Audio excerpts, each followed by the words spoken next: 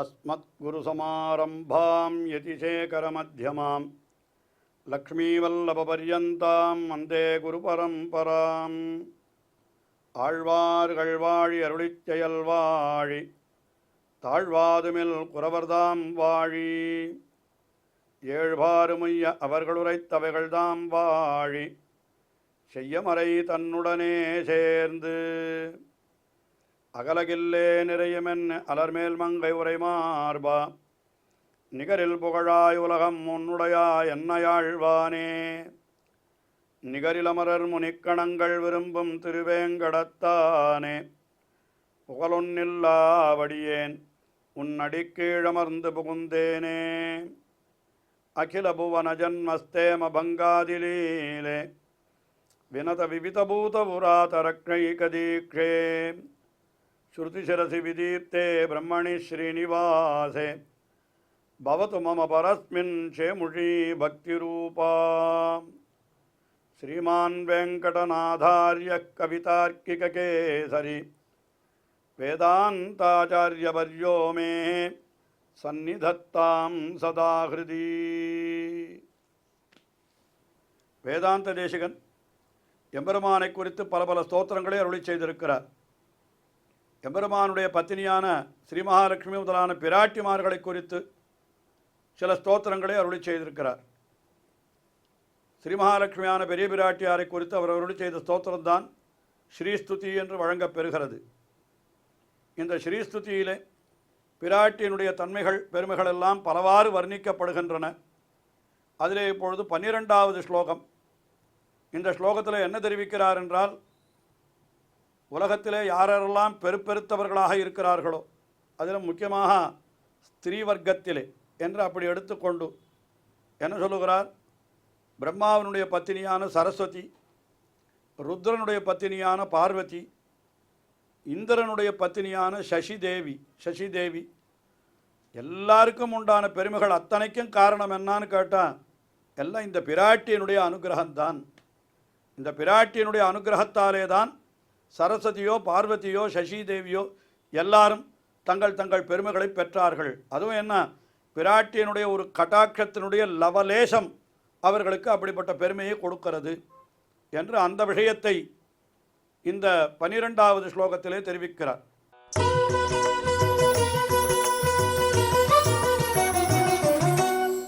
ஆசம்சாரம் விததமகிலம் வாங்மயம் யத்விபூதி யத்ப்ரூபங்காத் குசுமதனுஷா கிங்கரோ மேருதன்வா யஸ்யாம் நித்யம் நயனசதகைஹி ஏகலக்ஷ்யோ மகேந்திரः பத்மே தாசாம் பரிணதிரசௌ பாவலேசைஸ்த்வதீயைஹி. முதல்ல பிரம்மாவை பற்றியும் அவனுடைய பத்தினியான சரஸ்வதியை பற்றியும் சொல்லுகிறார். சரஸ்வதி தேவி, அவளுக்கு என்ன பெருமை, ஆசம்சாரம் விததமகிலம் வாங்மயம் யத்விபூதிஹி, அதாவது படைப்பு முதல் எங்கும் பரவி இருக்கிற சகலமான வாக்குகள், வாக்கு சொல் என்னாலே அதற்கு அதிபதினு சொல்லுகிறோம், சரஸ்வதி தேவி தான் என்று சொல்லுகிறோம். அந்த சரஸ்வதி தேவி யாருக்கு வசப்பட்டிருக்கிறது? சரஸ்வதி தேவி, அதாவது சகலமான வாக்குகளின் உருவமான சரஸ்வதி, எந்த சரஸ்வதி தேவிக்கு யார் வசப்பட்டிருக்கிறார்கள் என்று பார்த்தால் ஆசம்சாரம் விததமகிலம், அந்த படைப்பு தொழிலை செய்கிற பிரம்மா இருக்கிறானே அவன் இந்த சரஸ்வதி தேவிக்கு கட்டுப்பட்டு கிடக்கிறானாம். வாக்குக்கு அதிபதியான சரஸ்வதி தேவி அவளுக்கு கட்டுப்பட்டுத்தான் படைப்பு கடவுளான பிரம்மாவே இருக்கிறான், படைப்பு தொழிலை செய்பவனான பிரம்மாவே இருக்கிறான் என்று முதல்ல தெரிவித்தார். அடுத்தபடியாக யத்ப்ரூபங்காத் குசுமதனுஷா கிங்கரோ மேருதன்வா, மேருதன்வா மேருமலையே வில்லாக வளைத்து திரிபுரம் எரித்தான் என்று சொல்லும்படியாக அவன் என்ன செய்தான், ருத்ரன் முப்புறம் எரித்தவன், முப்புறம் எரித்த விரிசடை கடவுள் என்றெல்லாம் அவனுக்கு பெரிய பெருமை சொல்லப்பட்டிருக்கிறது. ஆனால் அப்படிப்பட்ட அந்த மேருமலையை தனக்கு வில்லாக உடைய ருத்ரனும் கூட என்ன ஆகிறான் என்று கேட்டால், குசுமதனுஷா கிங்கரஹா யத்ப்ரூபங்காத், மன்மதனுக்கு அடிமைப்பட்டவனாக ஆகிவிடுகிறான் எதனாலே? பார்வதியினுடைய கடைக்கண் பார்வையாலே. எத் ப்ரூபங்காத், பார்வதியினுடைய ப்ரூபங்கம், அந்த புருவ நெறிப்பை பார்த்த உடனே அப்படியே வசப்பட்டு அவளுக்கு தோற்றவனாக ஆகிவிடுகிறான். யார்? மேருமலையே வில்லாக வளைத்த அந்த ருத்ரன் என்ன செய்கிறான்? இந்த பார்வதியினுடைய புருவ நெறிப்புக்கு கீழே அடங்கி கிடக்கிறான் என்று சொல்லுகிறார். அது அவனுடைய தன்மை. அடுத்தபடியாக இந்திரன் அவனை சொல்லுகிறார். ச பிரம்மா ச சிவஹா சேந்திரஹா என்று வேதம் இவர்களை 3 பேரை தொடர்ச்சியாக எடுத்து சொல்லியோ. அதனால் அடுத்தபடியாக இந்திரனை எடுக்கிறார். அவன் எப்படிப்பட்டவன்? யஸ்யாம் நித்யம் நயன சதகைஹி ஏகலக்ஷியோ மகேந்திரஹா. மகேந்திரன் அவனுக்கு என்ன இருக்கிறதுன்னா நயன சதகைஹி, ஆயிரக்கணக்கான கண் இருக்கிறதான். அவனுக்கு ஒரு சாபம் ஏற்பட்டு 1000 கண் ஏற்பட்டது என்று சொல்லுகிறார்கள். அதனால் 1000 கண்ணன் என்று தான் அவனுக்கு பெயர். ஆருக்கு? கண்ணாயிரமுடையவன் என்று பெயர் இந்திரனுக்கு உண்டு. அதனால் தன்னுடைய நயன சதகைஹி, நூற்றுக்கணக்கான கண்களாலேயும் என்ன பண்ணுகிறான்? யாரை பார்க்கிறான் என்று கேட்டால் யஸ்யாம் நித்யம் ஏகலக்ஷ்யா. ஏகலக்ஷ்யா எப்பொழுதும் அந்த நூற்றுக்கணக்கான கண்களுக்கும் ஒரே இலக்காக யார் திகழ்கிறாள் என்றால் அந்த சசி தேவி. அந்த சசி என்று சொல்லப்படுகின்ற இந்திரனுடைய பத்தினி அவள்தான் திகழ்கிறாள். இப்போ 3 பேரை சொன்னார். என்னன்னா, படைப்பு தொழிலை செய்பவனான பிரம்மா சரஸ்வதியினுடைய கண்ஜாடைக்கு கட்டுப்படுகிறான். மேருமலையே வில்லாக வளைக்கின்ற ருத்ரன் பார்வதி தேவியினுடைய கண்ஜாடைக்கு கட்டுப்படுகிறான். நூற்றுக்கணக்கான கண்களை உடைய இந்திரனும் கூட தன்னுடைய கண்களுக்கு ஒரே இலக்காக இந்த சசி தேவியை கொண்டிருக்கிறான் என்று சொல்கிறார். இப்படி 3 பெருமை பெற்றிருக்கிறார்கள் என்று பார்க்கிறோம். ஆனால் தாசாம் அசௌ பரிணதிஹி, அவர்களுக்கு இந்த உயர்வு அது எப்படி ஏற்பட்டது? இப்படி பிரம்மாவும் அடங்கி கிடக்கும்படியாக, ருத்ரனும் அடங்கி கிடக்கும்படியாக, இந்திரனும் அடங்கி கிடக்கும்படியான பெருமை அந்தந்த பத்தினிகளுக்கு எப்படி ஏற்பட்டது என்று பார்த்தால் துவதீயைஹி பாவலேசைஹி, பிராட்டியே ஸ்ரீ மகாலட்சுமியே, உன்னுடைய அந்த கடாட்சத்தினுடைய லவலேசம், உன்னுடைய சங்கல்பத்தினுடைய லவலேசம் அவர்களிடத்தில் விழுந்தபடியினாலே அவர்கள் இப்படிப்பட்ட பெருமையை பெற்றுவிட்டார்கள் என்று அப்படிப்பட்ட அந்த பத்தினிமார்கள், அதாவது தேவதைகளுடைய பத்தினிமார்களுக்கு அவ்வளவு பெருமை ஏற்பட்டது. அந்த தேவதைகளுடைய பத்தினிமார்களுக்கு அந்த தேவதைகளையும் அடங்கி கிடக்கிறார்கள் என்னால் அதுவும் கூட இந்த பிராட்டியினுடைய கட்டாட்சத்தாலே தான் என்று இப்படியாக அந்த பிராட்டியினுடைய பெருமையை இந்த ஸ்லோகத்திலே மிக அழகாக வர்ணித்தார் வேதாந்த தேசிகன். அதற்கு அடுத்தபடியாக 13வது ஸ்லோகத்தில் என்ன தெரிவிக்கிறார் என்னால், இந்த பிராட்டிக்கு லோகேஸ்வரியாக பட்டாபிஷேகத்தை பண்ணி வைத்தார்கள் கஜேந்திரர்கள் என்று. அது ஸ்ரீபிரஷ்ன சம்ஹிதை முதலான கிரந்தங்களிலே அது தெரிவிக்கப்பட்டிருக்கிறது. அதாவது பல கிரந்தங்கள், அந்த கிரந்தங்களிலெல்லாம் என்ன தெரிவிக்கப்படுகிறது என்னால், இவளுக்கு அந்த கஜேந்திரர்கள், அதாவது கஜேந்திரன் இன்னும் புண்டரீகன் முதலான யானைகள் அஷ்டதிக் கஜங்களாம், அவர்களெல்லாம் தாமரை காட்டிலே இவள் தாமரை பூவிலே அமர்ந்திருக்கிற பொழுது அவர்களெல்லாம் தீர்த்தத்தை எடுத்து இவள் தலையிலே சொரிந்து, அந்த பட்ட அபிஷேகம் என்னாலே என்ன, தீர்த்தத்தை தலையிலே சொரியது தான் பட்டாபிஷேகம் என்று சொல்லப்படுகிறது. அது இவளுக்கு அப்படி பட்டாபிஷேகம், உலகுக்கெல்லாம் ஈஸ்வரியான பட்டாபிஷேகம் இவளுக்கு அப்படி அந்த அஷ்டதிக் கஜங்களாலே செய்யப்பட்டது என்கிற கருத்தை இந்த 13வது ஸ்லோகத்திலே தெரிவிக்கிறார்.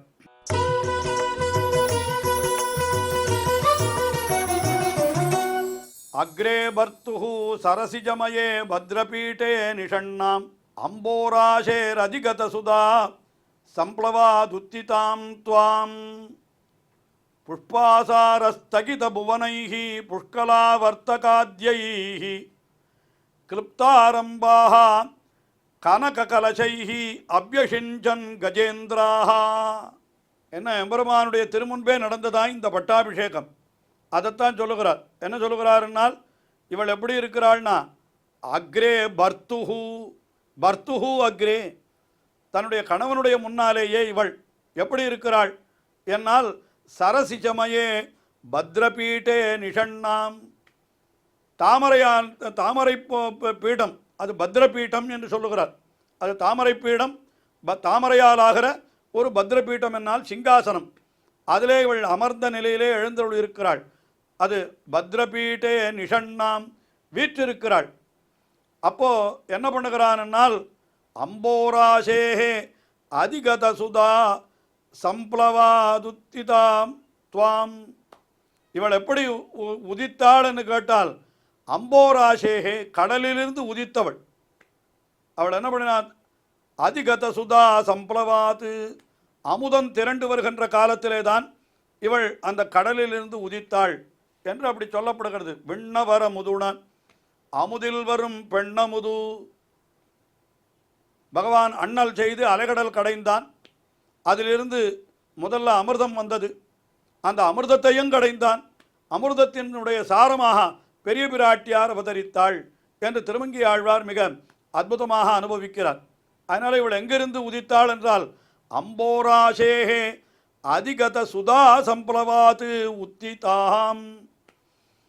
கடலிலிருந்து அமுதத்தை கடைந்த பொழுது, இந்த அமுதத்திற்காக கடலை கடைந்த பொழுது அந்த அமுதத்திலிருந்து அன்றோ நீ உதித்தாய். அப்படி உத்திதாம் துவாம், அப்படிப்பட்ட உன்னை நீ எப்படி இருக்கிறாய்? அந்த எம்பெருமானுடைய திருக்கண் முன்பே நீ எப்படி எழுந்தொழி இருக்கிறாய்? ஒரு தாமரை ஆகிற சிங்காசனத்திலே எழுந்தொழி இருக்கிறாய். அப்பொழுது என்ன ஆயிற்று? புஷ்பாசாரஸ்தகித புவனைஹி, பூமாரி போன்ற நீர் பெருக்குகள், புஷ்கலாவர்த்தகாத்யைஹி. புஷ்கலம் ஆவர்த்தகம் என்னெல்லாம் மேகங்களுக்கு பெயர். அந்த மேகங்களுடைய தீர்த்தத்தை தான் இந்த கஜேந்திரங்கள், அதாவது இந்த கஜேந்திரன் முதலானவர்கள் அந்த அட்டதி கஜங்கள் தீர்த்தமாக எடுத்து அவள் மேலே சொரிந்தனன் என்று அதை சொல்லுகிறார் இந்த இடத்துல. புஷ்பாசாரஸ்தகித புவனைஹி, பூமாரி போன்ற அந்த நீர் பெருக்குகள் அது என்ன பண்ணுகிறது? அப்படியே உலகத்தையே மறைத்து விடுகிறதாம். ஸ்தகித புவனைஹி புஷ்கலாவர்த்தகாத்யைஹி, புஷ்கலாவர்த்தகம் முதலிய மேகங்கள், அந்த மேகங்களுடைய தண்ணீர் தான் இங்கே இப்படி இவள் மேலே பட்டாபிஷேகத்துக்காக சொரியப்படுகிறதாம். அது எப்படிப்பட்டவைன்னு கேட்டால் கிளிப்த ஆரம்பாக அப்படி பொழிய தொடங்கி இருக்கின்றன. எத்தாலேன்னு கேட்டால் கனக கலசைஹி, பொற்குடங்களாலே சொரிகின்றனவாம்.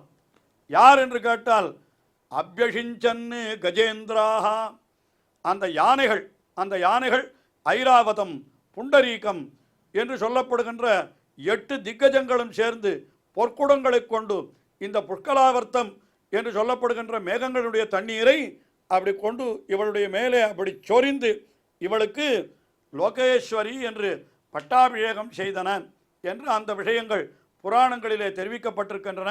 அந்த அர்த்தத்தை இந்த ஸ்லோகத்தில் எடுத்து தெரிவிக்கிறார். இது எப்பொழுது நடந்ததுன்னு கேட்டான், இவள் திருப்பார்க்கடலிலிருந்து உதித்து அப்படி பஷ்யதாம் தேவானாம் யயோ வக்ஷஸ்தலம் ஹரேஹே என்று தேவர்களெல்லாம் பார்த்து கொண்டிருக்கிற பொழுதே அவர்களெல்லாம் அனாதரித்து விட்டு எம்பெருமானுடைய திருமார்பை அடைந்தாள். அந்த திருமார்பிலே அவள் எப்படி வீற்றிருக்கிறாள் என்னால் ஒரு தாமரை சிங்காசனத்திலே அவள் வீற்றிருக்கிறாள்.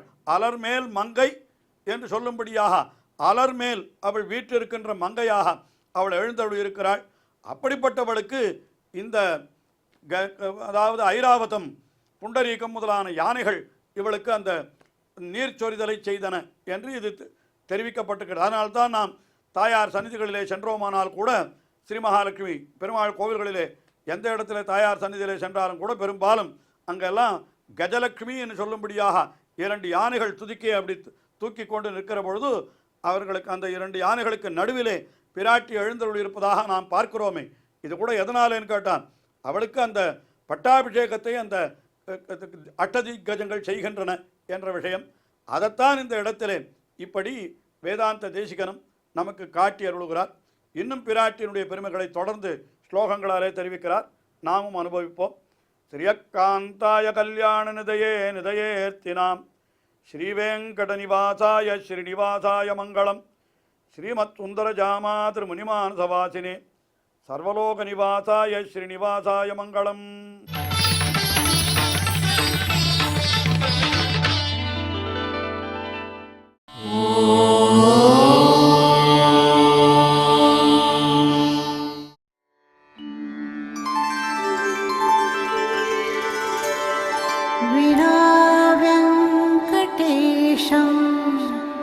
ननाथो ननाथः सदा वेङ्कटेशं स्मरामि स्मरामि। हरे वेङ्कटेश प्रसीद प्रसीद। प्रियं वेङ्कटेश प्रयच्छ प्रयच्छ।